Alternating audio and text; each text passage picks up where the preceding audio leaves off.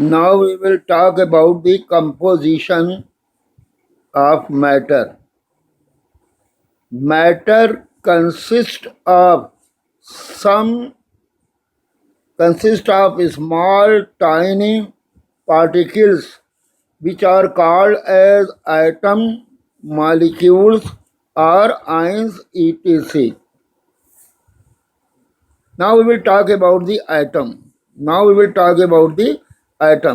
According to Dalton's atomic theory, atom is the smallest part of the matter. It could not be divided further. But later on it was proved that atom could be divided further into subatomic particles like electron, protons and neutrons. अब हम matter की composition के बारे में यानी बनावट के बारे में बात करेंगे। मैटर जो है उसके अंदर बहुत से छोटे छोटे यानी टाइनी पार्टिकल्स होते हैं जो एटम हो सकते हैं, मॉलिक्यूल्स हो सकते हैं या आयंस हो सकते हैं। अब हम एटम के बारे में बात करेंगे। डाल्टन्स की एटॉमिक थ्योरी के अनुसार एटम जो है वो मैटर का स्मॉलेस्ट पार्ट है और इसको आगे डिवाइड नहीं किया जा सकता। लेकिन इसके बाद ये प्रूव किया गया कि एटम को हम और आगे डिवाइड कर सकते हैं, इलेक्ट्रॉन, प्रोटॉन और न्यूट्रॉन। ये सब एटॉमिक पार्टिकल्स हैं एटम के, क्योंकि इनका साइज एटम से छोटा होता है। Now we will talk about electrons. Electrons were discovered by J.J. Thomson from cathode rays. These cathode rays, when falling on positive plate, they were deflected toward the positive plate. Therefore, they were supposed to be made up of small, tiny, negatively charged particles which were called as electrons. Each electron has one unit negative charge. Therefore, it was represented as E negative. अब हम electron के बारे में बात करेंगे। Electrons को सबसे पहले J.J. थॉमसन ने डिस्कवर किया था कैथोड रेज से। कैथोड रेज जो थी वो पॉजिटिव प्लेट की तरफ डिफ्लेक्ट हुई यानी झुकी। तो ये माना गया कि कैथोड रेज जो है वो इस छोटे निगेटिवली चार्ज पार्टिकल से मिलकर बनी है। इन निगेटिवली चार्ज पार्टिकल को इलेक्ट्रॉन कहा गया। हर एक इलेक्ट्रॉन पर 1 यूनिट नेगेटिव चार्ज होता है, इसलिए हर एक इलेक्ट्रॉन को हम ई नेगेटिव से रिप्रेजेंट करते हैं। Magnitude of negative charge on an electron E negative is equal to minus 4.8 into 10 raised to the power minus 10 ESU, or E negative minus 1.602 into 10 raised to the power minus 19 coulomb. Electron पर negative charge का magnitude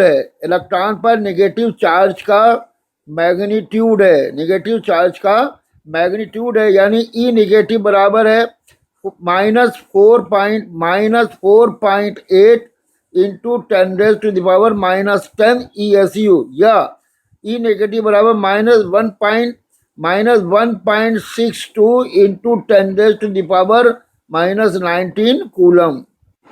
एक electron का mass है 0.00549 mu या 9.1 into 10⁻28 ग्राम या 1/1836 part of the mass of one hydrogen atom. Now we will discuss about protons. Protons were discovered by Goldstein from canal rays or anode rays. Anode rays were deflected toward the negative plate. Therefore, they were supposed to be made up of small, tiny, positively charged particles which were called as protons. Each proton has one unit positive charge. Each proton has one unit positive charge. Therefore, proton is represented as P plus. Mass of one proton is 1 AMU, and the magnitude of positive charge on proton is 1.602 10⁻19 coulomb. अब हम protons के बारे में बात करेंगे. Protons को gold Smith ने discover किया था कैनाल रेज से या एनोड रेज से. एनोड रेज जो थी वो डिफ्लेक्ट हुई या झुकी निगेटिव प्लेट की तरफ. तो ये माना गया कि एनोड रेज जो हैं वो छोटे छोटे पॉजिटिवली चार्ज पार्टिकल से मिलकर बनी हैं जिनको प्रोटॉन्स कहा गया. हर एक प्रोटॉन पर एक यूनिट पॉजिटिव चार्ज होता है और इसलिए हर एक प्रोटॉन को हम P प्लस से रिप्रेजेंट करते हैं. हर एक प्रोटॉन का मास 1 AMU होता है और इसका पॉजिटिव चार्ज का मैग्नीट्यूड होता है 1.602 इंटू 10⁻19 कूलम. पॉजिटिव चार्ज का मैग्नीट्यूड होता है 1.602 into 10⁻19 coulomb. Now we will talk about neutrons.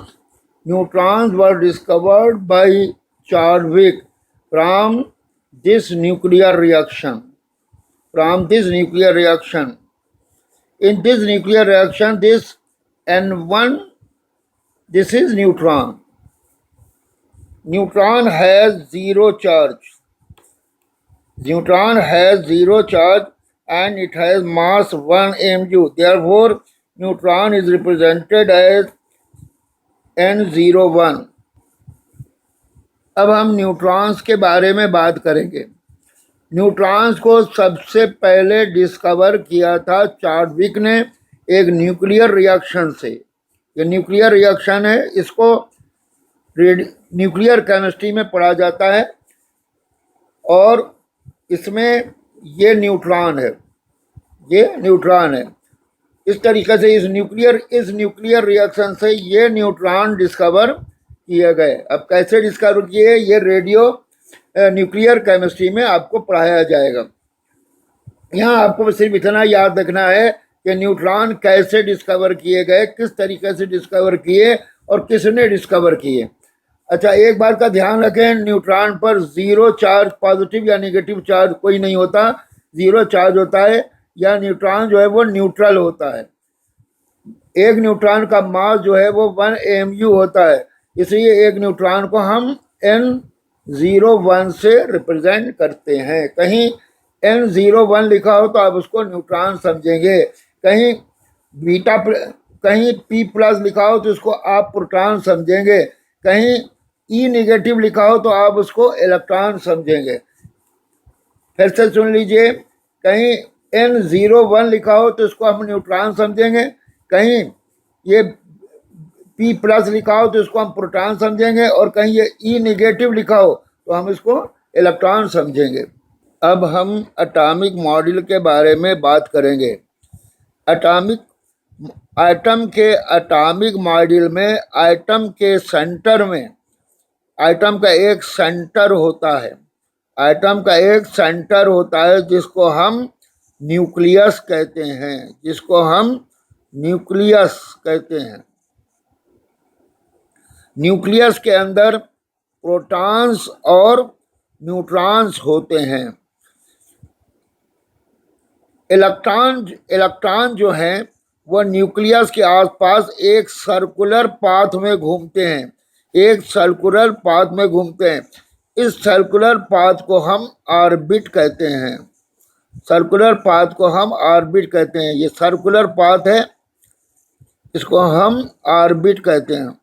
क्योंकि न्यूक्लियस में प्रोटॉन्स हैं, क्योंकि न्यूक्लियस में प्रोटॉन्स हैं जिनके ऊपर पॉजिटिव चार्ज है, इसलिए न्यूक्लियस पर इन प्रोटॉन्स की वजह से, न्यूक्लियस पर इन प्रोटॉन्स की वजह से पॉजिटिव चार्ज होता है। और जो न्यूक्लियस पर सारा positive charge in total protons की वजह से होता है वो कहलाता है positive nuclear charge, positive nuclear charge Z। और क्योंकि प्रोटॉन्स और न्यूट्रॉन्स, क्योंकि ये प्रोटॉन्स और ये न्यूट्रॉन्स न्यूक्लियस के अंदर होते हैं, इसलिए प्रोटॉन्स और न्यूट्रॉन्स को हम कंबाइंडली कहते हैं nucleons. Protons plus neutrons are combinedly known as nucleons. Atom electrically neutral होता है, एटम इलेक्ट्रिकली न्यूट्रल होता है। क्योंकि एटम इलेक्ट्रिकली न्यूट्रल है, इसलिए एटम के अंदर पॉजिटिवली चार्ज प्रोटॉन्स और पॉजिटिवली निगेटिवली चार्ज इलेक्ट्रॉन्स का नंबर सेम होगा। तो हम यहाँ कह सकते हैं number of protons in the nucleus is equal to number of electrons in orbit. और इस नंबर को हम कहते हैं एटॉमिक नंबर, और इसको हम रिप्रेजेंट करते हैं कैपिटल N से। इसी तरीके से number of protons plus number of neutrons in nucleus, इसको हम कहते हैं एटॉमिक मास नंबर या एटॉमिक मास या एटॉमिक वेट। और इसी तरीके नंबर ऑफ न्यूट्रॉन्स हम कैसे निकालते हैं, एटॉमिक मास नंबर में से एटॉमिक नंबर घटा देंगे। अगर एटॉमिक मास में से एटॉमिक नंबर घटा देंगे तो हमको नंबर ऑफ न्यूट्रॉन्स पता चल जाएंगे। Now we will talk about the symbol of atom. अब हम एटम के सिंबल के बारे में बात करेंगे। The symbol of atom is it's chemical formula. किसी एटम का सिंबल जो होता है वो उसका केमिकल फार्मूला होता है, रिप्रेजेंटेड इन दिस वे। इसको इस तरीके से रिप्रेजेंट करते हैं। हेयर यहाँ पर S जो है वो एटम का सिंबल है, S जो है वो एटम का सिंबल है, और A जो है वो एटम का एटॉमिक मास या एटॉमिक वेट है, और N जो है वो एटम का एटॉमिक नंबर यानी एटॉमिक नंबर है। अब हम एटॉमिक नंबर जो एटॉमिक मास जो है वो हम सिंबल पर सुपरस्क्रिप्ट यानी ऊपर लिखते हैं, और एटॉमिक नंबर को सिंबल के नीचे यानी सबस्क्रिप्ट लिखते हैं। अब हम डिफरेंट आइटम के सिंबल्स लिखेंगे, जिसके अंदर हम पता लगाएंगे कि उन आइटम का एटॉमिक मास सिंबल के को देखकर, उनके आइटम के सिंबल को देखकर ये हम पता लगाएंगे कि उनका एटॉमिक मास क्या है, एटॉमिक नंबर क्या है, उनके अंदर इलेक्ट्रॉन कितने हैं, प्रोटॉन कितने हैं और न्यूट्रॉन कितने हैं। एटम लिथियम का केमिकल फार्मूला ये है। एटम लिथियम का केमिकल फार्मूला ये है। इसका एटॉमिक मास 7 है और एटॉमिक नंबर 3 है। तो यहाँ इसका एटॉमिक मास, यहाँ पर ये इसका एटॉमिक मास 7 लिख दिया, यहाँ पर इसका एटॉमिक नंबर 3 लिख दिया। अब जितने इलेक्ट्रॉन, जितना एटॉमिक नंबर होगा उतना ही इलेक्ट्रॉन, उतना ही प्रोटॉन होंगे। तो यहाँ क्योंकि एटॉमिक नंबर इसका 3 है, इसलिए इसके इलेक्ट्रॉन भी 3 हुए और प्रोटॉन भी 3 हुए। अब नंबर ऑफ न्यूट्रॉन्स कैसे निकालेंगे, नंबर ऑफ न्यूट्रॉन्स कैसे निकालेंगे, एटॉमिक मास में से एटॉमिक नंबर घटाएंगे। तो इसका एटॉमिक मास है 7 और एटॉमिक नंबर है 3, तो 7 में 3 घटाए 4, इसके अंदर न्यूट्रॉन हो गए। इसी तरीके से मैग्नीशियम का फार्मूला Mg24 अब 12 है। तो यहाँ पर 24 जो है उसका एटॉमिक मास है और 12 एटॉमिक नंबर है। एटॉमिक नंबर जो होगा वो नंबर ऑफ प्रोटॉन या number of proton in the nucleus या number of electron in the orbit होगा। तो फिर न्यूक्लियस में प्रोटॉन्स का नंबर एटॉमिक नंबर 12 है, तो न्यूक्लियस में प्रोटॉन का नंबर 12 हुआ और ऑर्बिट में इलेक्ट्रॉन का नंबर भी 12 हुआ, 12 हुआ। तो अब एटॉमिक नंबर ऑफ न्यूट्रॉन्स कैसे निकालेंगे? एटॉमिक मास में से एटॉमिक नंबर घटा देंगे। तो एटॉमिक मास इसका है, मैग्नीशियम का 24 है, एटॉमिक नंबर 12 है, तो नंबर ऑफ न्यूट्रॉन्स में आ गए 12। इसी तरीके से आयरन का केमिकल यानी सिंबल ये है, केमिकल फार्मूला या सिंबल ये है। तो इसका सिंबल आयरन 2656 है, तो यहाँ 56 इसका एटॉमिक नंबर है, 56 यहाँ एटॉमिक मास है और 26 इसका एटॉमिक नंबर है। Atomic number of protons in the nucleus यानी 26 या number of electrons in the orbit यानी 26। यहाँ पर इलेक्ट्रॉन का नंबर भी 26 और यहाँ पर इलेक्ट्रॉन का नंबर भी 26 और प्रोटॉन का नंबर भी 26 होगा। अब इसका नंबर ऑफ न्यूट्रॉन निकालने के लिए एटॉमिक मास में से एटॉमिक नंबर घटा देंगे। तो इसका एटॉमिक मास 56 है, इसमें से एटॉमिक नंबर इसका 26, एटॉमिक मास 56 है, एटॉमिक नंबर 26 घटा दिया तो नंबर ऑफ न्यूट्रॉन 30 आ गए। इसी तरीके से बैरियम के न्यूट्रॉन, बैरियम का सिंबल ये है, बैरियम का सिंबल ये है। इसके अंदर यानी Ba13756 है, तो यहाँ 56 इसका एटॉमिक नंबर है, 137 इसका एटॉमिक मास है, 137 इसका एटॉमिक मास है बैरियम का, 56 इसका एटॉमिक नंबर है। तो फिर इसके अंदर 56 इलेक्ट्रॉन भी होंगे, 56 प्रोटॉन भी होंगे और न्यूट्रॉन का नंबर क्या होगा? एटॉमिक मास में से एटॉमिक नंबर घटा दें, कितना आएगा? 81 न्यूट्रॉन इसके अंदर हो जाएंगे। इसी तरीके से हम यूरेनियम का भी केमिकल फार्मूला दिखाएंगे। यूरेनियम का केमिकल फार्मूला या सिंबल क्या है? यूरेनियम 238 92 यानी 238 एटॉमिक मास है और 92 इसका एटॉमिक नंबर है। जब 92 इसका एटॉमिक नंबर है, इसके अंदर 92 इलेक्ट्रॉन है, 92 प्रोटॉन है और न्यूट्रॉन क्या होगा? एटॉमिक मास में से एटॉमिक नंबर घटा दो, एटॉमिक मास में से एटॉमिक नंबर घटा दिया तो इसका नंबर ऑफ न्यूट्रॉन्स 146 आ गया। इसी तरीके से थोरियम का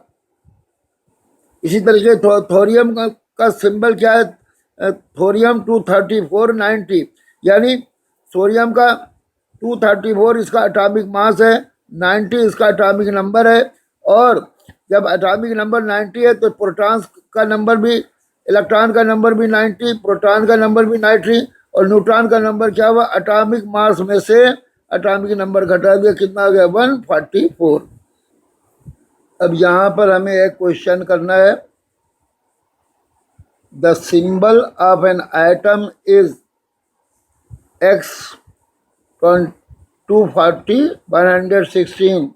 What is the total number of electrons, protons and neutrons in atom? किसी एटम का सिंबल जो है वो X 240 116 है, तो इसके अंदर कितने इलेक्ट्रॉन होंगे, कितने प्रोटॉन्स होंगे और कितने न्यूट्रॉन्स होंगे? बहुत ही सिंपल है इसका, क्योंकि 240 जो यहाँ पर सुपरस्क्रिप्ट लगा है वो हो गया एटॉमिक मास और 116 जो सब स्क्रिप्ट लिखा है वो हो गया एटॉमिक नंबर। अब जितना एटॉमिक नंबर होगा उतने ही इलेक्ट्रॉन होंगे, उतने ही प्रोटॉन होंगे और न्यूट्रॉन क्या होंगे? ये एटॉमिक मास में से एटॉमिक नंबर घटा देंगे। यहाँ हमने एटॉमिक मास में से एटॉमिक नंबर घटा दिया तो यह न्यूट्रॉन का नंबर निकल गया। Now we talk about the molecule. When 2 or more than 2 different atoms combine with each other in a fixed ratio, the resulting chemical formula is called as molecule. तो जब जब दो या दो से ज़्यादा डिफरेंट आइटम्स आपस में जुड़ें तो एक जो केमिकल फार्मूला बनता है उसको हम मॉलिक्यूल कहते हैं। यानी जब दो या दो से ज़्यादा डिफरेंट आइटम्स आपस में फिक्स रेशो में जुड़ें तो उससे जो केमिकल फार्मूला बनेगा उसको हम मॉलिक्यूल कहते हैं। फॉर एग्जाम्पल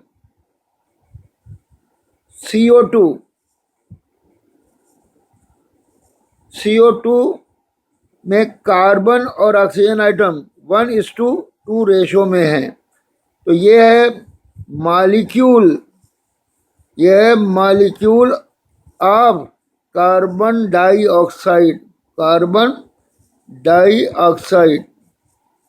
इसी तरीके से H2O में हाइड्रोजन और ऑक्सीजन 2:1 रेशो में है। तो ये केमिकल फार्मूला मॉलिक्यूल है, मॉलिक्यूल ऑफ वाटर। ये केमिकल फार्मूला वाटर का मॉलिक्यूल है। इसी तरीके से H2SO4 के अंदर हाइड्रोजन, सल्फर और ऑक्सीजन 2:1:4 रेशो में है। तो फिर ये केमिकल फार्मूला मॉलिक्यूल है, मॉलिक्यूल ऑफ सल्फ्यूरिक एसिड। ये केमिकल फार्मूला सल्फ्यूरिक एसिड का मॉलिक्यूल है। अब यहाँ पर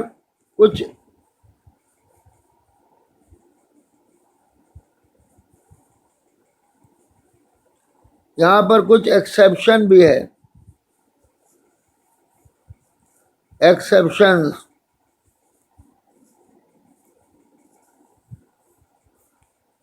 molecule can also be made up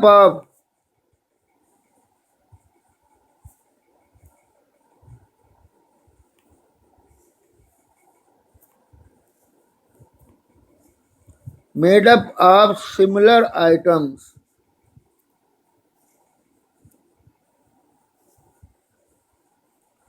molecule जो है वो सिमिलर आइटम से भी मिलकर बन सकता है।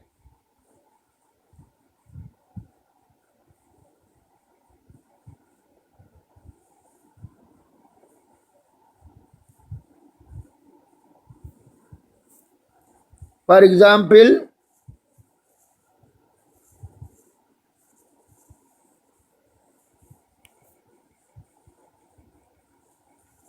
P4 मॉलिक्यूल जो है, P4 जो केमिकल फार्मूला है, ये मॉलिक्यूल है ऑफ फास्फोरस, मॉलिक्यूलर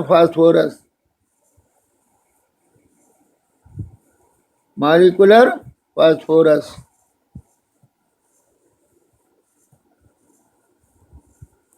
इसी तरीके से S8 ये केमिकल फार्मूला मॉलिक्यूल है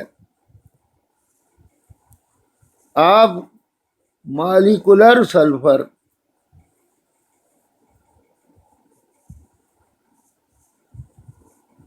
ये कुछ एक्सेप्शन है। बाकी तो किसी भी मॉलिक्यूल में डिफरेंट आइटम्स आपस में फिक्स रेशो में मिलते हैं। ज़्यादातर मॉलिक्यूल में एक या एक से ज़्यादा डिफरेंट आइटम फिक्स रेशो में मिलते हैं। ये कुछ एक्सेप्शन है जहाँ मॉलिक्यूल सेम आइटम से मिलकर बना है। यानी मॉलिक्यूलर फास्फोरस का मॉलिक्यूल 4 सेम फास्फोरस आइटम से मिलकर बना है। मॉलिक्यूलर सल्फर का मॉलिक्यूल 8 सेम सल्फर आइटम से मिलकर बना है। जबकि एक मॉलिक्यूल के अंदर डिफरेंट आइटम्स होते हैं फिक्स रेशो में। Now we will talk about the molecular mass of a matter or substance. It is represented by M.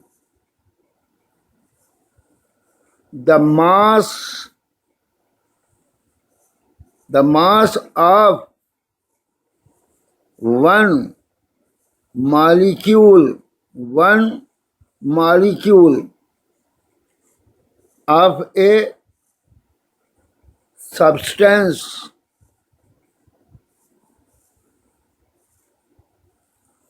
or matter is called as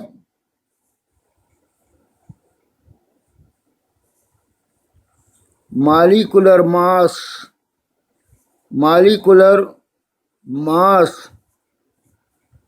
of a substance or matter.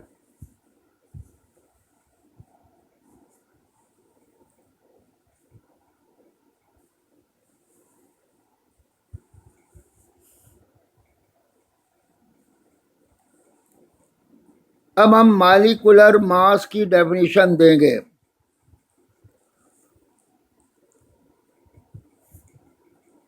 Molecular mass किसी substance या matter के एक molecule का mass है। Molecular mass किसी substance या matter के एक मॉलिक्यूल का मास है। इसको हम m से रिप्रेजेंट करते हैं।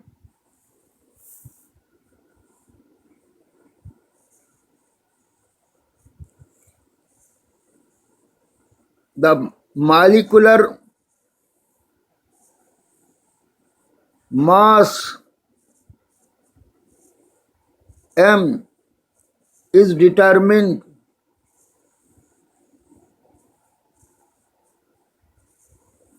by adding atomic masses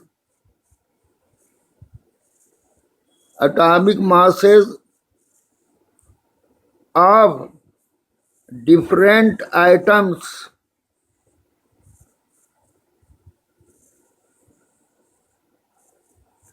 present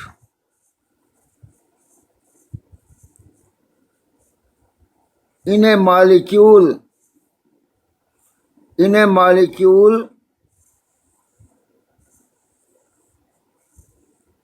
of a substance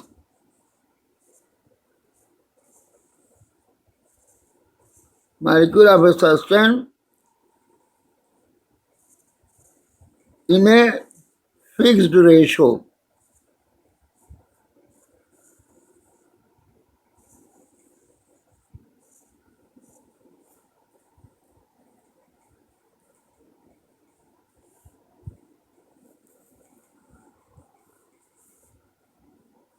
किसी सब्सटेंस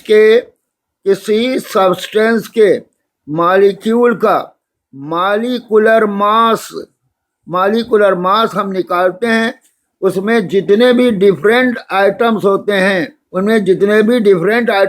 हैं उनके एटॉमिक मासेस को फिक्स रेशो में जोड़कर किसी substance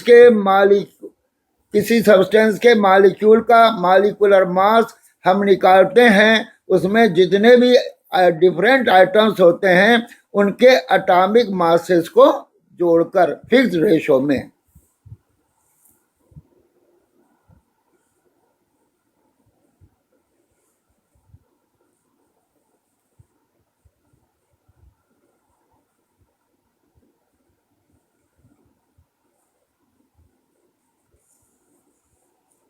Since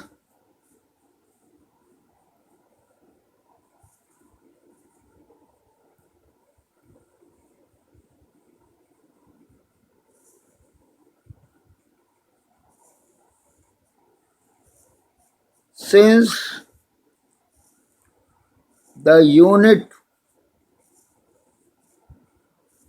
of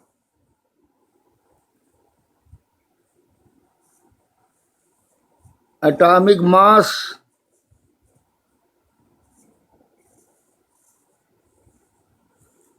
of an atom is atomic mass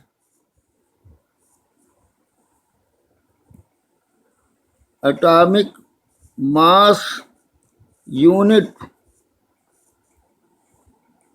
AMU or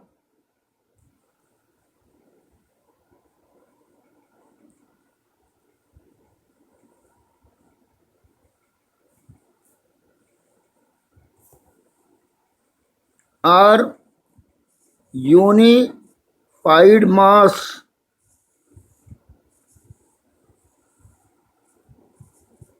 U. Therefore,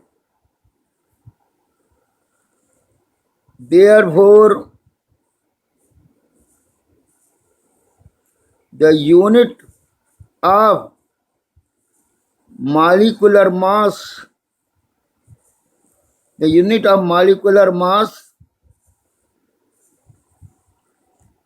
of a molecule of a substance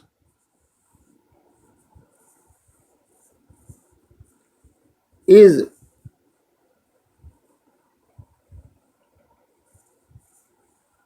also AMU or simply U.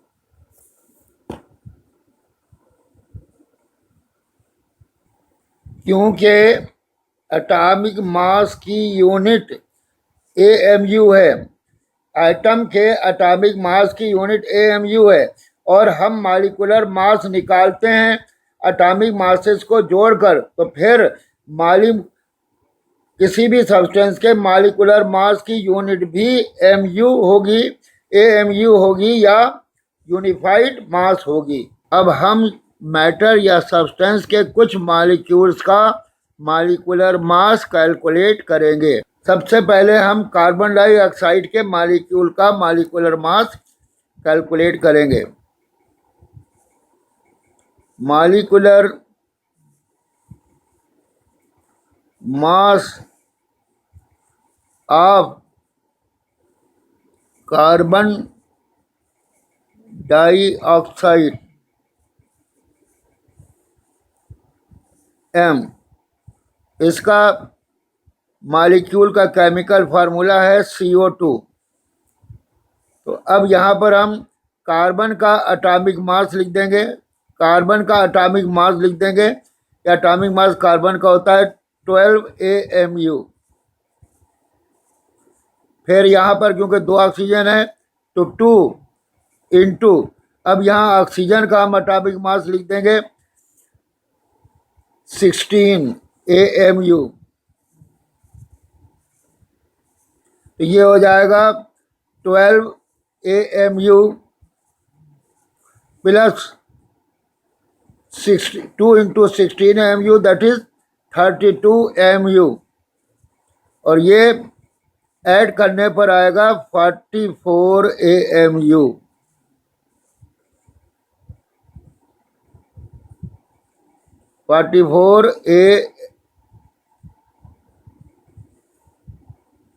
ये calculate करने पर आएगा 44 AMU।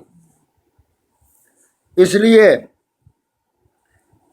कार्बन डाइऑक्साइड का molecular mass है, molecular mass of carbon dioxide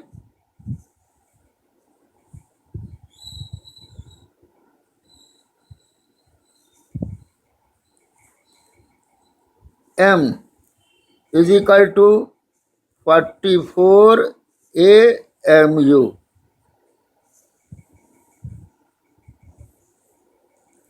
इसी तरीके से अब हम वाटर का मॉलिक्यूलर मास निकालेंगे। molecular mass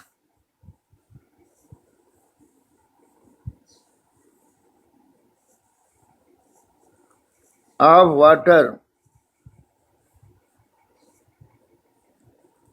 is equal to, that is m, water का केमिकल मॉलिक्यूल का केमिकल फार्मूला H2O है। हमें मालूम है हाइड्रोजन का एटॉमिक मास एक होता है, यहाँ दो हाइड्रोजन है तो हमने लिखा 2 इंटू 1 AMU, H2 की जगह लिखा 2 इंटू 1 AMU, और ऑक्सीजन का एटॉमिक मास 16 है इसलिए हमने लिख दिया 16 AMU, और जब हमने इसको जोड़ा तो 2 AMU plus 16 AMU is equal to 18 AMU। तो फिर मॉलिक्यूलर मास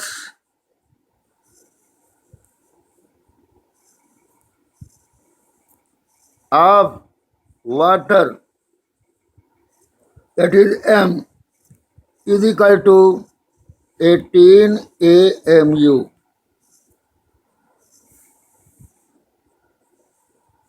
इसी तरीके से हम सब्सटेंसेस के और मॉलिक्यूल का भी मॉलिक्यूलर मास निकाल सकते हैं। To determine the number of neutron, electrons, protons and neutrons in a molecule of a substance और मैटर, मैटर के या सब्सटेंस के किसी मॉलिक्यूल के अंदर total number of electron, proton और न्यूट्रॉन निकालना। अब हम किसी भी दिए गए मैटर के या सब्सटेंस के किसी भी दिए गए मॉलिक्यूल के अंदर, किसी दिए गए एक मॉलिक्यूल के अंदर, किसी दिए गए एक मॉलिक्यूल के अंदर टोटल इलेक्ट्रॉन्स निकालेंगे, प्रोटॉन्स निकालेंगे और न्यूट्रॉन निकालेंगे। उसके लिए हम ये क्वेश्चन देखेंगे, what is the total number of electrons, protons and neutrons in one molecule of sodium carbonate,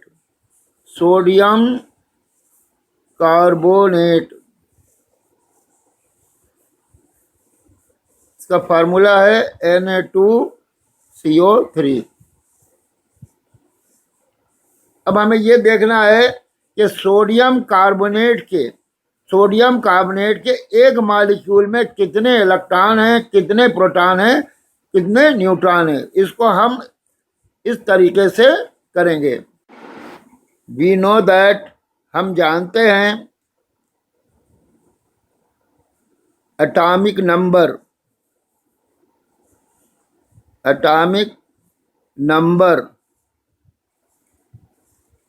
is equal to number of electrons in orbit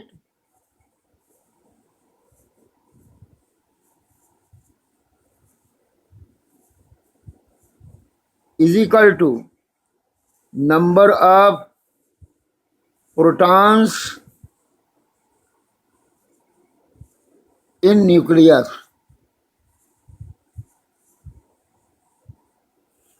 atomic mass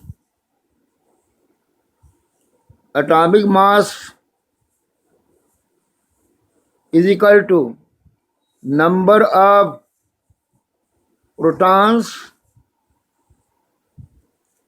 plus number of neutrons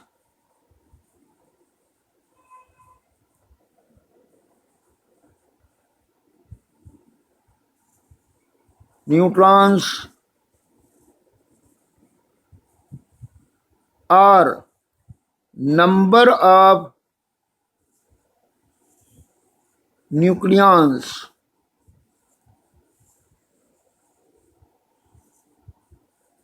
in nucleus.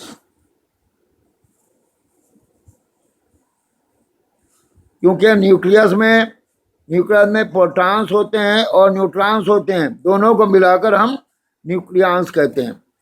हम ये भी जानते हैं, we know that also, हम ये भी जानते हैं number of neutrons is equal to atomic मास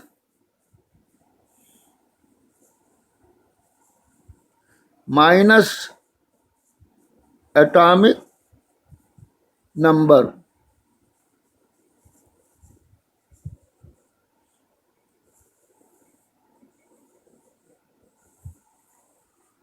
अब हमें सोडियम कार्बोनेट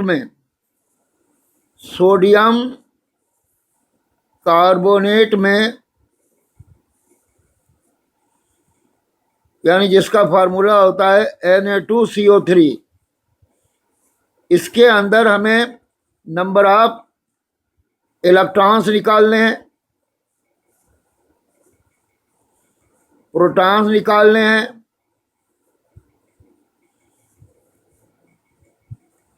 और न्यूट्रॉन निकालने हैं।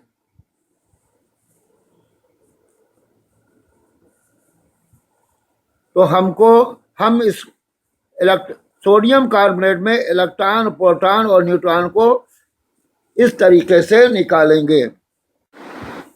अब हम सोडियम कार्बोनेट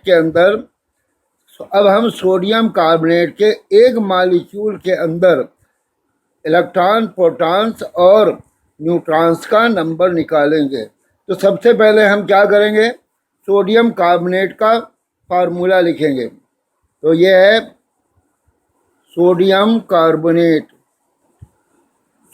कार्बोनेट का फार्मूला है Na2CO3। इसका मतलब यह हुआ कि सोडियम कार्बोनेट में सोडियम है और सोडियम आइटम है, कार्बन आइटम है और ऑक्सीजन आइटम है।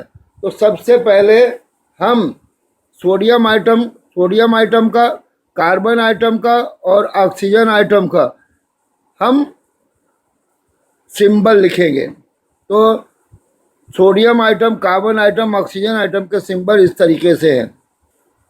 Na2311 ये सोडियम आइटम का सिंबल है। C126 ये कार्बन आइटम का सिंबल है, यानी केमिकल फार्मूला है। और O168 ये ऑक्सीजन आइटम का सिंबल है। अब इस सिंबल के अंदर जो सुपरस्क्रिप्ट लिखा होता है, यानी ऊपर होता है, उसको हम कहते हैं एटॉमिक मास ऑफ आइटम। हम कहते हैं एटॉमिक मास ऑफ आइटम। और जो नीचे यानी सबस्क्रिप्ट लिखा होता है, उसको हम कहते हैं एटॉमिक नंबर।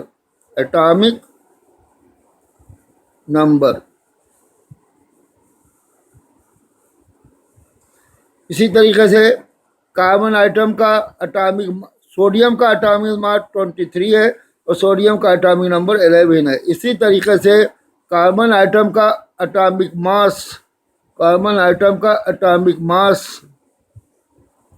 है और एटॉमिक नंबर 6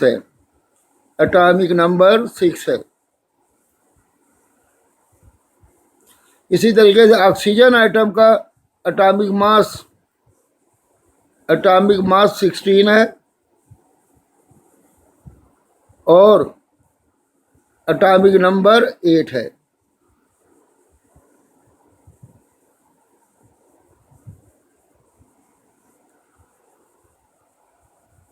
अब हम सोडियम कार्बोनेट के एक मॉलिक्यूल में इलेक्ट्रॉन का पहले सोडियम के अंदर टोटल आइटम ने, पहले सोडियम के अंदर हम इलेक्ट्रॉन प्रोटॉन और न्यूट्रॉन का नंबर निकालेंगे, फिर कार्बन के अंदर, फिर हम कार्बन के अंदर इलेक्ट्रॉन प्रोटॉन और न्यूट्रॉन का नंबर निकालेंगे, फिर ऑक्सीजन के अंदर इलेक्ट्रॉन प्रोटॉन और न्यूट्रॉन का नंबर निकालेंगे, फिर इन सबको जोड़ लेंगे। तो इस तरीके से हमारे पास सोडियम कार्बोनेट में टोटल इलेक्ट्रॉन, टोटल प्रोटॉन और टोटल न्यूट्रॉन का नंबर आ जाएगा। इसको हम इस तरीके से करेंगे।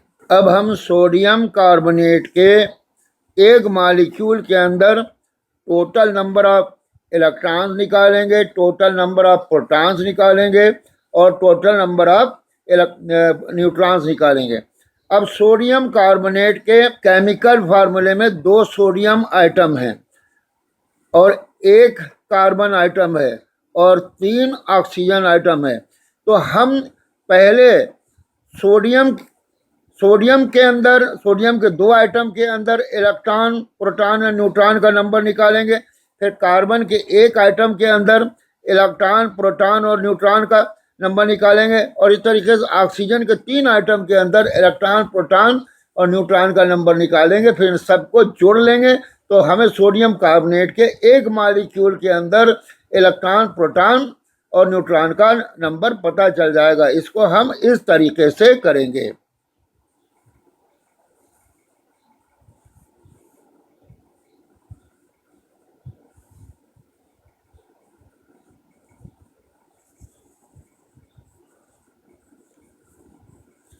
पहले हम सोडियम में इलेक्ट्रॉन, प्रोटॉन और न्यूट्रॉन का नंबर निकालेंगे। अब सोडियम का अगर हम सिंबल लिखें तो ये है Na2311। इसका मतलब सोडियम का एटॉमिक मास जो है वो 23 है और एटॉमिक नंबर जो है वो 11 है। एटॉमिक नंबर होता है नंबर ऑफ इलेक्ट्रॉन्स या नंबर ऑफ प्रोटॉन। तो फिर सोडियम में इलेक्ट्रॉन कितने हैं? 11 और 2 सोडियम आइटम हो गए, तो दो में 2 सोडियम आइटम हो गए, इलेक्ट्रॉन 22 हो गए। इसी तरीके से प्रोटॉन भी 11 होंगे और 2 सोडियम आइटम है तो इसको 11 को 2 से मल्टीप्लाई कर दिया, ये भी 22 हो जाएंगे। अब न्यूट्रॉन का नंबर हम कैसे निकालेंगे? एटॉमिक मास में से एटॉमिक नंबर घटाएंगे, एटॉमिक मास में से एटॉमिक नंबर घटाएंगे। तो एटॉमिक मास 23 है, एटॉमिक नंबर 11 है, तो ये कितना आ गया? 12। अब एक सोडियम आइटम में 12 प्रोटॉन, तो 2 सोडियम आइटम में कितने हो जाएंगे? 24 प्रोटॉन, सॉरी 24 न्यूट्रॉन। तो फिर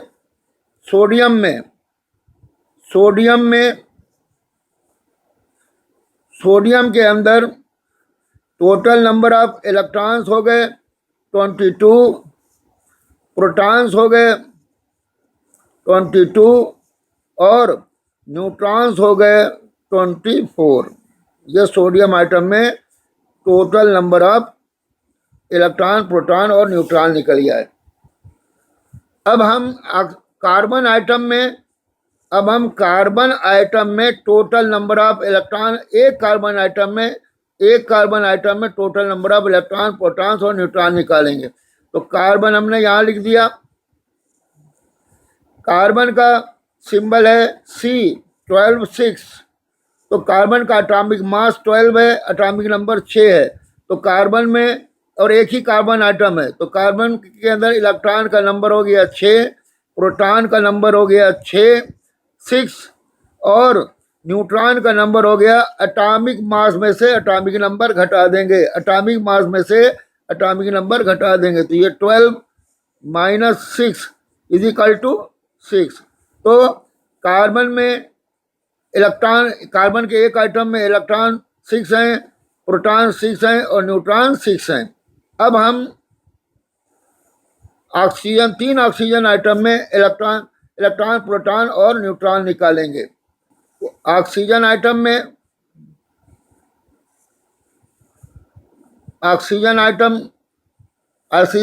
का सिंबल ये है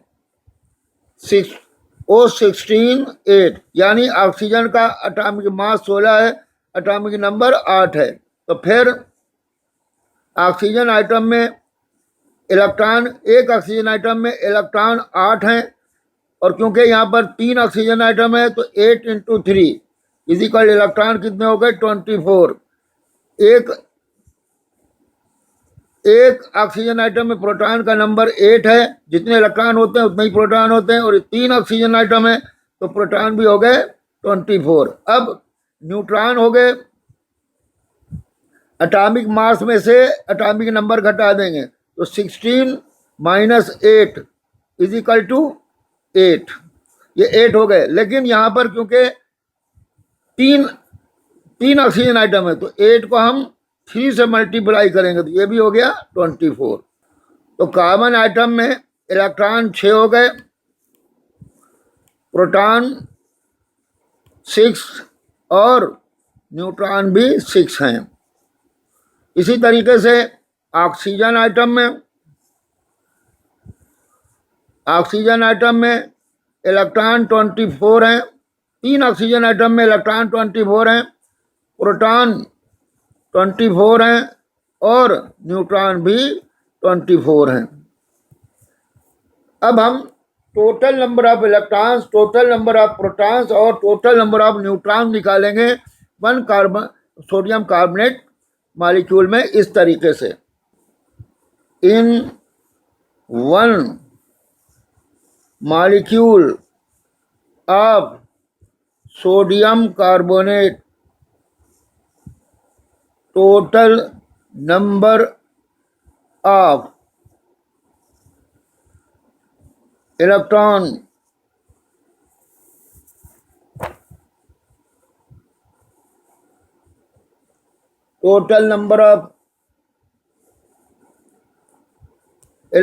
इलेक्ट्रॉन 22 सोडियम में और 6 कार्बन में और 24 ऑक्सीजन में, तो ये हो गए 52। इसी तरीके से प्रोटॉन का भी वही रहेगा, 22 plus 6 plus 24 is equal to 52। और टोटल नंबर ऑफ न्यूट्रॉन्स कितने होंगे? सोडियम में 24 हैं, कार्बन में 6 हैं और ऑक्सीजन में फिर 24 हैं, तो ये हो गया 54। तो in one sodium carbonate molecule electrons is equal to 52, proton is equal to 52 and neutrons is equal to 54। इस तरीके से हमने एक सोडियम कार्बोनेट के मॉलिक्यूल में इलेक्ट्रॉन, प्रोटॉन और न्यूट्रॉन का नंबर निकाल लिया। अब अगर आप चाहें तो दूसरे मॉलिक्यूल में भी यही प्रोसीजर फॉलो करते हुए इलेक्ट्रॉन मॉलिक्यूल या सब्सटेंस के एक मॉलिक्यूल में इलेक्ट्रॉन, प्रोटॉन और न्यूट्रॉन का नंबर निकाल सकते हैं। जैसे कैसे निकालेंगे? मान लो वाटर मॉलिक्यूल में आपको निकालना है, एक वाटर मॉलिक्यूल में निकालना है, तो यही प्रोसीजर अपनाइए, उसमें भी नंबर ऑफ इलेक्ट्रॉन, प्रोटॉन और न्यूट्रॉन निकल जाएंगे। अगर मान लो एक CO2 मॉलिक्यूल में total number of electron, proton, neutron निकालना है, तो यही प्रोसीजर अडॉप्ट करिए और आपके total number of electron, proton, neutron एक मॉलिक्यूल के अंदर, वाटर के एक मॉलिक्यूल के अंदर, कार्बन डाइऑक्साइड के एक मॉलिक्यूल के अंदर निकल जाएंगे। Now we will talk about ions. अब हम आयंस के बारे में आयंस के विषय में बात करेंगे। एटम्स और molecules having positive or negative charges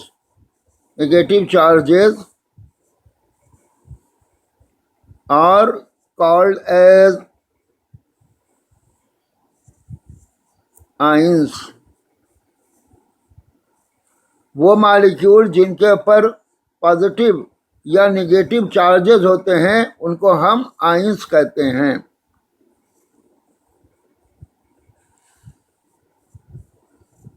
positively charged atom or molecule is called as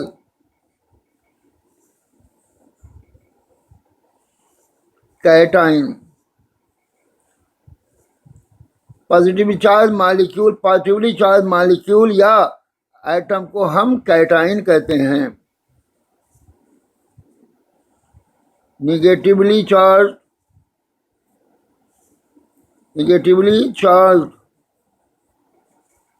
molecule और atom is called as anion. Negatively charge molecule या एटम को हम एनाइन कहते हैं. अब इसकी एग्जाम्पल्स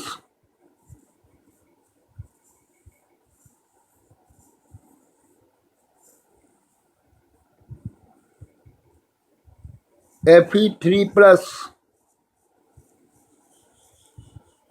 and NO2+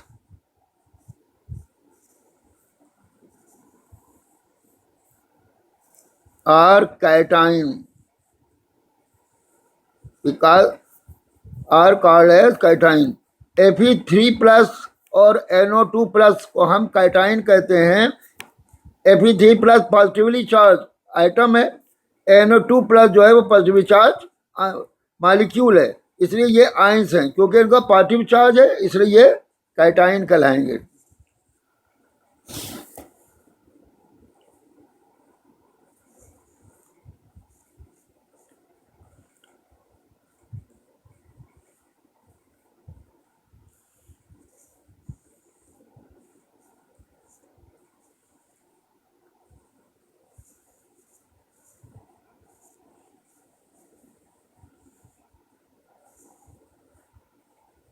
ये फास्फाइड आयन के फास्फोरस, एक आइटम फास्फोरस पर 3 नेगेटिव चार्ज हैं और ये सल्फेट आयन के ऊपर 2 नेगेटिव चार्जेस हैं. तो इन दोनों पर नेगेटिव चार्जेस हैं इसलिए ये कहलाएंगे A9.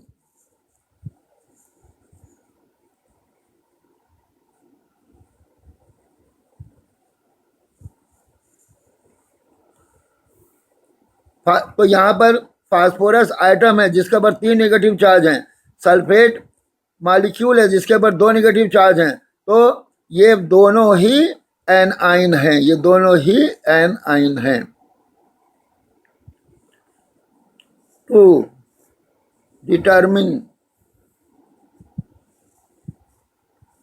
The number of electrons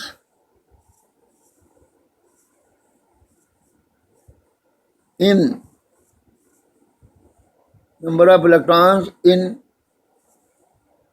one cation or anion.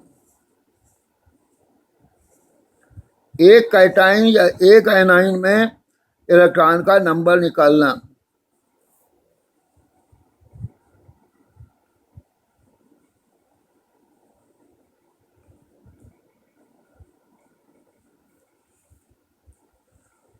number of electrons in one cation is equal to number of protons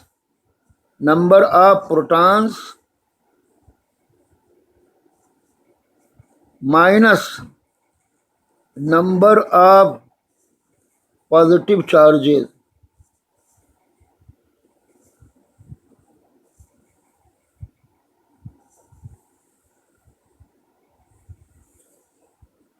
किसी कैटाइन में इलेक्ट्रॉन का नंबर होता है number of protons minus number of positive charges. जो cation पे positive charge होते हैं वो उनको माइनस प्रोटॉन से, नंबर ऑफ प्रोटॉन से माइनस कर देंगे तो नंबर ऑफ इलेक्ट्रॉन निकल जाएंगे। In the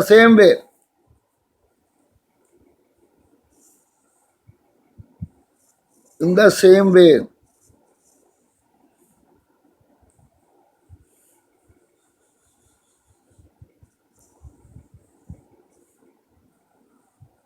number of electrons in anion is equal to number of protons plus number of negative charges।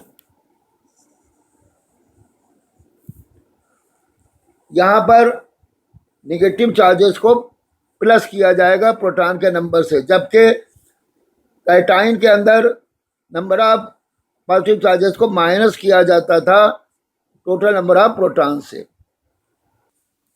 To determine total number of electrons, protons and neutrons in one molecule of azide ion, one molecule of azide ion। Azide ion के एक molecule में, azide ion के एक molecule के अंदर electron, proton और neutron का total number निकालना।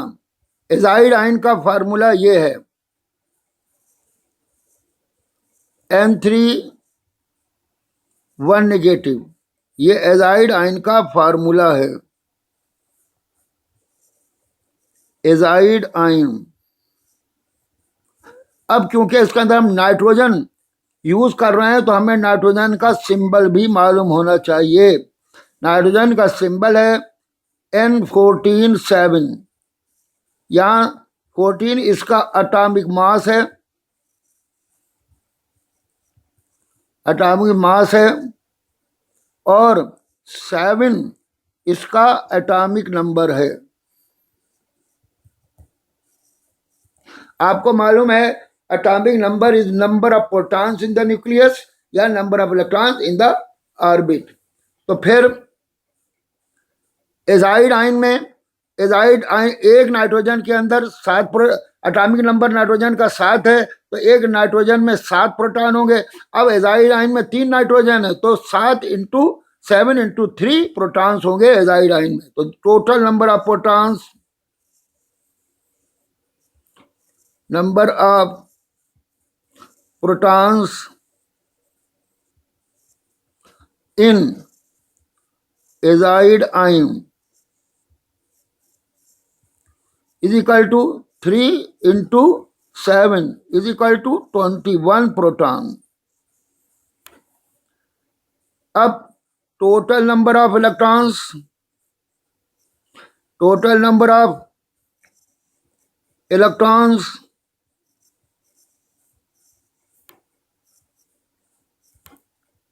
in azide ion is equal to total number of protons, total number of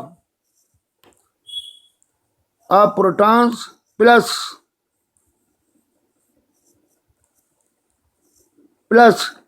number of negative charges, number of negative charges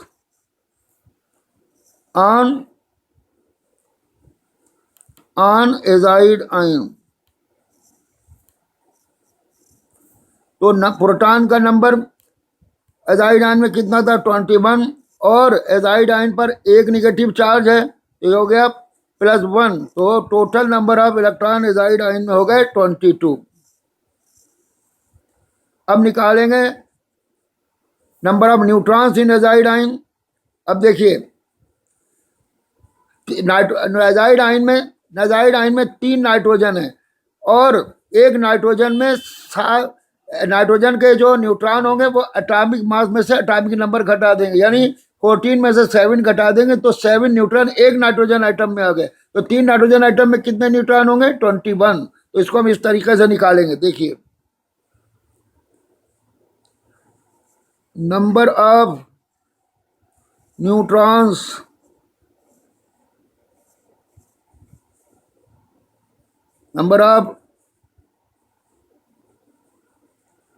number of neutrons in one azide ion is equal to,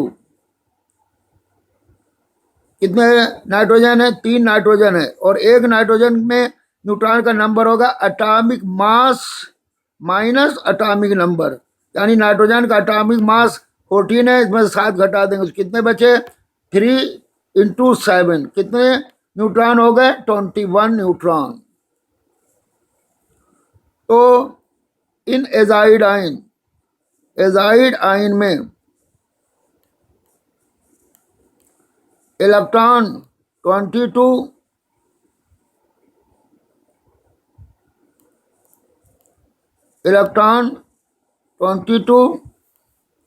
proton 21 and neutrons 21. To determine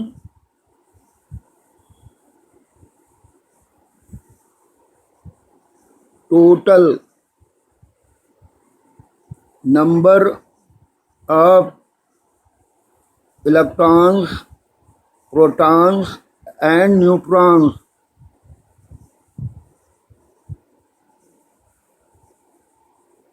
in one molecule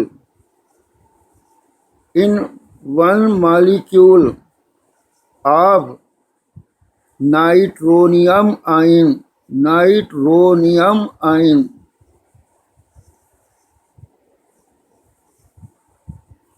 nitronium ion के एक molecule के अंदर electron, proton और neutron के total number निकालना। Nitronium ion का ये formula है NO2 पॉजिटिव, ये नाइट्रोनियम आयन का फार्मूला है। नाइट्रोनियम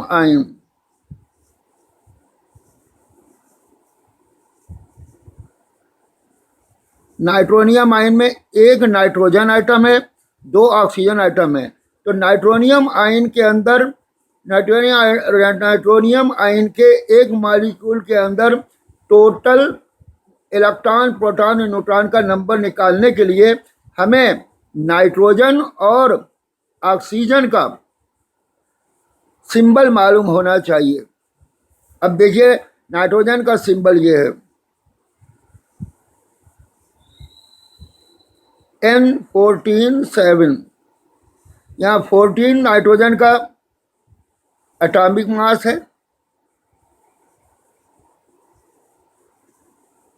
और 7 नाइट्रोजन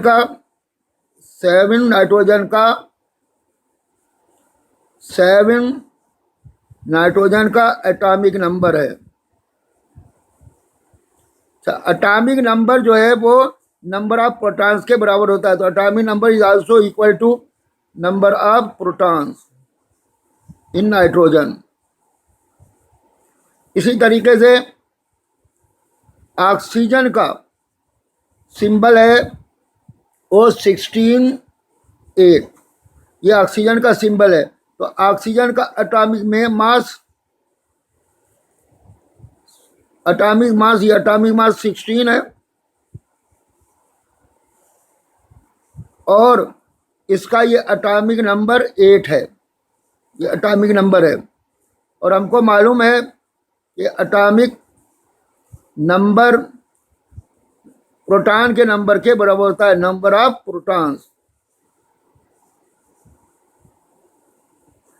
अब नाइट्रोनियम आयन में एक नाइट्रोजन है और इसका एटॉमिक नंबर 7 है, तो फिर इसके अंदर 7 नाइट्रोजन, नाइट्रोजन आयन के एक नाइट्रोजन आइटम में 7 प्रोटॉन हुए। अब इसके अंदर 2 ऑक्सीजन आइटम है, नाइट्रोनियम आयन के अंदर ये 2 ऑक्सीजन आइटम है। जब ये 2 ऑक्सीजन आइटम है तो एक ऑक्सीजन आइटम में, क्योंकि इसका एटॉमिक नंबर 8 है, तो एक ऑक्सीजन आइटम में 8 इलेक्ट्रॉन हुए, 2 ऑक्सीजन आइटम में 16 इलेक्ट्रॉन हुए। तो ऑक्सीजन के एक ऑक्सीजन आइटम में 2 प्रोटॉन, एक ऑक्सीजन आइटम में 8 प्रोटॉन हुए, 2 ऑक्सीजन आइटम में 16 प्रोटॉन हुए। तो इस तरीके से ऑक्सीजन आइटम में 16 प्रोटॉन हो गए और नाइट्रोजन आइटम में 7 प्रोटॉन हो गए। तो हमें अगर 7 और 16 को जोड़ें तो कितने प्रोटॉन आ गए? 23 प्रोटॉन नाइट्रोनियम आयन में आ गए। अब इसको हम इस तरीके से लिखेंगे, number of protons in nitronium ion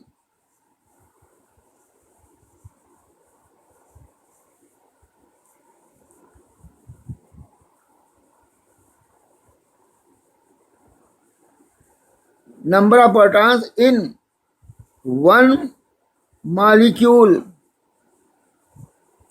of nitronium ion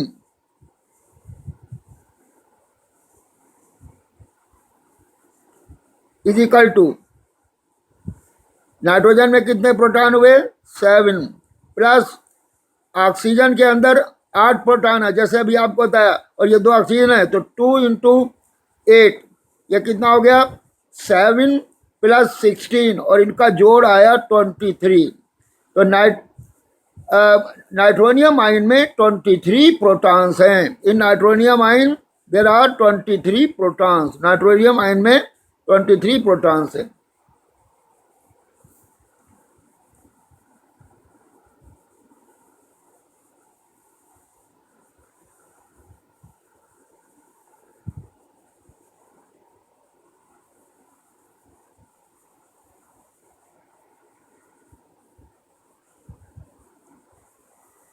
इसी तरीके से हम इलेक्ट्रॉन्स का नाइट्रोनियम आयन के एक मॉलिक्यूल में टोटल इलेक्ट्रॉन्स का नंबर भी निकाल सकते हैं।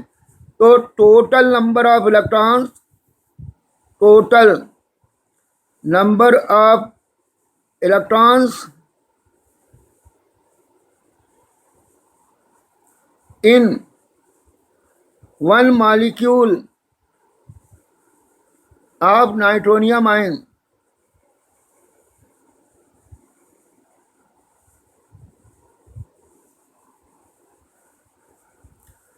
ये बराबर हो गया total number of protons, total number of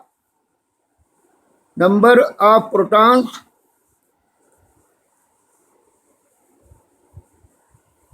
plus number of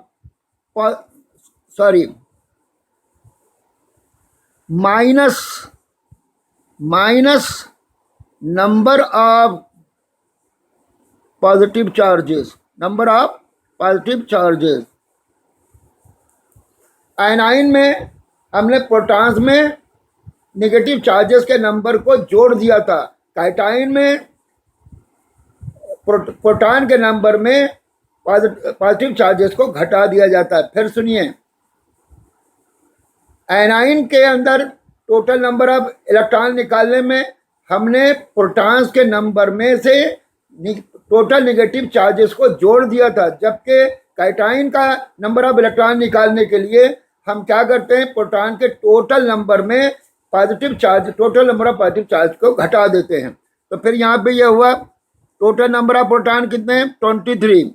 और इसके ऊपर नाइट्रोनियम आयन के ऊपर चार्ज कितना है? नाइट्रोनियम आयन का चार्ज +1 है, एक प्लस चार्ज है, तो हमने यहाँ से 1 घटा दिया, तो ये आ गया 22 इलेक्ट्रॉन। तो नाइट्रोनियम आयन के अंदर 22 इलेक्ट्रॉन हैं। अब हम टोटल नंबर ऑफ न्यूट्रॉन्स निकालेंगे। न्यूट्रॉन्स निकालने का तरीका क्या है कि एटॉमिक मास में से एटॉमिक नंबर घटा देंगे तो टोटल नंबर ऑफ न्यूट्रॉन्स एक आइटम में निकल जाएगा। तो अब हम एक आइटम में total number of neutrons nitrogen के कितने होंगे? 14 में से 7 घटाए 14 न्यूट्रॉन्स, और ऑक्सीजन के एक आइटम में हमने एटॉमिक मास 16 में से एटॉमिक नंबर 8 घटा है तो 8 न्यूट्रॉन्स आए। और ऑक्सीजन के 2 आइटम है तो फिर नाइट्रोनियम आयन में ऑक्सीजन के 16 न्यूट्रॉन है और 7 नाइट्रोजन का न्यूट्रॉन है। टोटल कितना हो गया? 23 न्यूट्रॉन्स। तो इस तरीके से लिखेंगे number of neutrons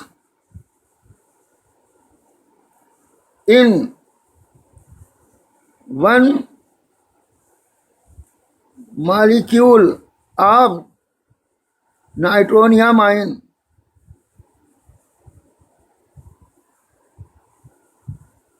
is equal to, देखो नाइट्रोजन का एक आइटम है और उसके अंदर हमने क्या किया, नाइट्रोजन का एटॉमिक मास 14 है, 14 में से उसका एटॉमिक नंबर 7 घटाया। इसी तरीके से प्लस ऑक्सीजन के 2 आइटम हैं, एक ऑक्सीजन का एटॉमिक मास 16 है, उसमें से हमने इसका एटॉमिक नंबर 8 घटाया। तो यहाँ पर नाइट्रोजन के तो 7 न्यूट्रॉन निकले और ऑक्सीजन के 8 न्यूट्रॉन निकले और 2 ऑक्सीजन आइटम है तो इंटू 2 कर दिया तो ये बन गया 7 + 16 इज इक्वल टू 23। तो यहाँ पर न्यूट्रॉन भी 23 हुए। अब हम इसको एक जगह लिख देते हैं, in nitronium ion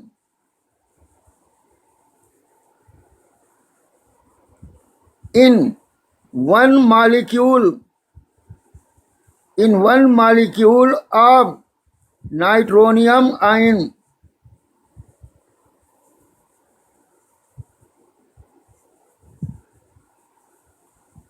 electron 22, proton 23 and neutron 23। तो इस तरीके से हमने नाइट्रोनियम आयन के अंदर यानी पॉजिटिव कैटाइन के अंदर नाइट्रोनियम आयन यानी कैटाइन के अंदर हमने एक कैटाइन के अंदर हमने इलेक्ट्रॉन, प्रोटॉन और न्यूट्रॉन का नंबर निकाल लिया। आपको भी इसी तरीके से किसी कैटाइन या आयन में इलेक्ट्रॉन, प्रोटॉन, न्यूट्रॉन का नंबर निकालना है। आप चाहें तो प्रैक्टिस ये कर सकते हैं, सल्फेट आयन में निकालिए इलेक्ट्रॉन, प्रोटॉन, न्यूट्रॉन का नंबर, अमोनियम आयन में निकालिए इलेक्ट्रॉन, प्रोटॉन, न्यूट्रॉन का नंबर, और भी बहुत से कैटाइन और आयनाइन होंगे उनमें इलेक्ट्रॉन, प्रोटॉन, न्यूट्रॉन का नंबर निकालने की प्रैक्टिस कीजिए। पोजीशन ऑफ मैटर के बारे में बताया। हमने बताया कि मैटर छोटे छोटे पार्टिकल से मिलकर बना है जिसको इलेक्ट्रॉन, प्रोटॉन और न्यूट्रॉन कहते हैं। फिर हमने आपको बताया कि इलेक्ट्रॉन जो प्रोटॉन और न्यूट्रॉन जो हैं वो आइटम के सेंटर पर होते हैं, आइटम के सेंटर में होते हैं जिसको हम न्यूक्लियस कहते हैं, और इलेक्ट्रॉन न्यूक्लियस के आसपास ऑर्बिट्स में घूमते हैं। फिर हमने आपको बताया कि एटॉमिक नंबर हमने आपको बताया कि क्या होता है। हमने बताया एटॉमिक नंबर यानी इसको हमने कैपिटल एन से रिप्रेजेंट किया था। क्या बताया था? Number of protons in the nucleus या number of electron in the orbit. और फिर हमने आपको बताया था एटॉमिक मास नंबर बताया था, number of protons plus number of neutrons in the nucleus. फिर हमने आपको आइटम का सिंबल बताया था। सिंबल में हमें बताया था कि सिंबल के में एटॉमिक मास ऊपर लिखते हैं और एटॉमिक नंबर नीचे लिखते हैं। ये हमने आपको सब बताया था वीडियो लेक्चर नंबर 2 में। और फिर हमने वीडियो लेक्चर नंबर 2 में इलेक्ट्रॉन, प्रोटॉन किसी भी आइटम के अंदर किसी भी एक आइटम के अंदर इलेक्ट्रॉन, प्रोटॉन और न्यूट्रॉन का नंबर निकाला था, एटॉमिक नंबर और एटॉमिक मास मालूम होने पर। फिर हमने मॉलिक्यूल के बारे में बात करी थी। मॉलिक्यूल में फिर हमने इलेक्ट्रॉन, प्रोटॉन और न्यूट्रॉन का एक मॉलिक्यूल में इलेक्ट्रॉन, प्रोटॉन, न्यूट्रॉन का नंबर निकाला था। इसी तरीके से फिर हमने आयंस के बारे में बात करी थी और एक आयन में इलेक्ट्रॉन, प्रोटॉन, न्यूट्रॉन का नंबर निकाला। यहाँ तक हम कवर कर चुके हैं। अब हमारा नेक्स्ट लेक्चर होगा, वीडियो लेक्चर होगा SBCC3 यानी video lecture number 3 on some basic concept of chemistry. अब हम इसमें आपको बताएंगे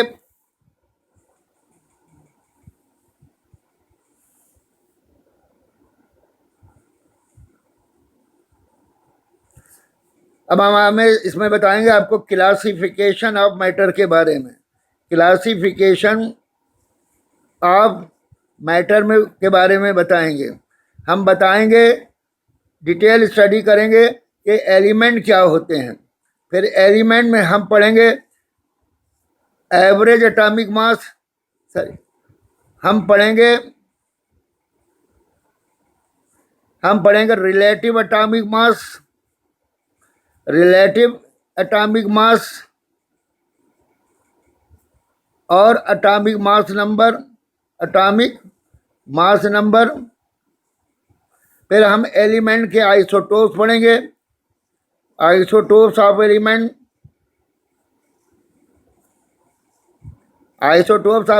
पढ़ेंगे। फिर यहाँ पर हम बात करेंगे एवरेज एटॉमिक मास के बारे में, और फिर एवरेज एटॉमिक मास पे हम लोग न्यूमेरिकल्स करेंगे। एवरेज एटॉमिक मास के बारे में हम लोग न्यूमेरिकल्स करेंगे। उसके बाद हम आगे बढ़ेंगे, हम कंपाउंड के बारे में बात करेंगे, मिक्सचर के बारे में बात करेंगे, और गैस, लिक्विड्स और सॉलिड के बारे में बात करेंगे। तो इस तरीके से क्लासिफिकेशन ऑफ मैटर कंप्लीट होगा। ये हम सब वीडियो लेक्चर नंबर 3 में बात करेंगे, यानी SBCC 3 में बात करेंगे।